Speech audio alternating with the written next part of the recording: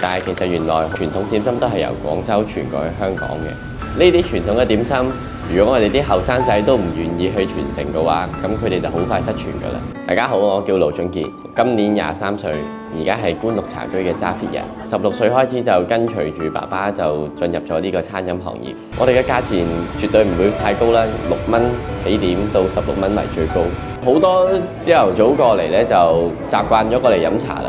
我哋嘅品種比較多啦，招牌點心有我哋嘅豬潤燒賣啦、網油牛肉啦、芋角，仲有沙翁、鴨扎等等嘅。豬潤咧，我哋係原庫翻嚟去進行一個沖洗嘅工作嘅，將佢嘅血水沖晒之後咧就唔會有腥味，咁樣食落去就會更加爽口好味。原材料一定要新鮮，因為豬潤一唔新鮮咧個口感就會浮啦。咁就唔好食啦。主要係需要成副去沖水，將啲血水沖乾淨，之後再去醃，再加入薑汁酒嘅味道。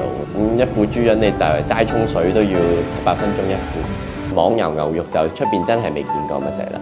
一塊網狀嘅油脂去保護豬嘅內臟嘅。咁一隻豬得一塊，咁所以就比較稀少一啲。好多坊間都比較少賣嘅呢樣嘢。洗乾淨佢之後再攞嚟包牛肉。